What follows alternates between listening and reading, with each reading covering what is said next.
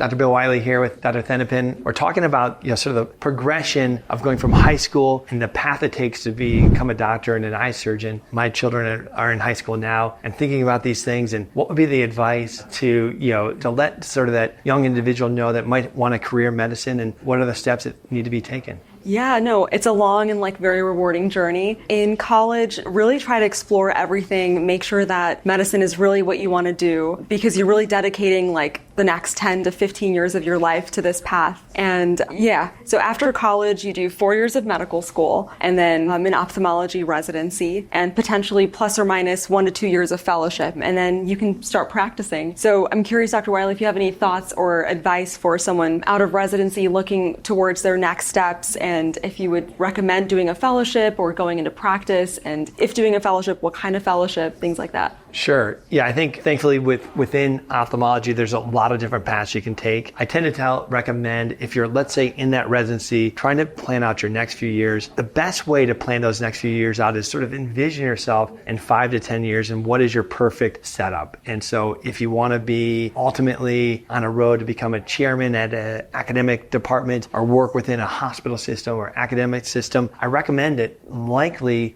when you finish residency, to consider joining an academic department, a fellowship within that academic department. And that might be one path. If you like research or want to do lab research, those sort of things, that might be the path you want to take. If you said, I want to be an entrepreneur and I want to own my own business and be in private practice, then you should sort of tee things up and find a stepping stone that's going to get you to that, 5 to 10 year dream that you might have in your head. And so at that point, you might look at more of a private practice fellowship or look at, let's say, a mentorship. When I came out, my father had a private practice, and it was more of a mentorship that I went in underneath his arm, learned what he did. Shortly, within a year or two, he tried to teach me everything he knew to got me, it's sort of like a fellowship, but it's more of a mentorship. So if you have, let's say, that dream practice that you've always liked in this dream location, maybe your hometown or whatever it is, you might say, that doctor might need a new associate. I'm going to join them and follow that path. Or it could be something totally different, like I said, academics or other things. There's now careers with working with big companies, let's say Johnson & Johnson or Alcon, where you might maybe not want to have as much patient care, but want to be more in the product development and sort of bringing new tech to market. So thankfully, there's a lot of different career paths within ophthalmology. And more or less, I think to sum it up, envision yourself in 5 to 10 years and find that stepping stone that's going to get you to that vision and allow you to achieve your goal.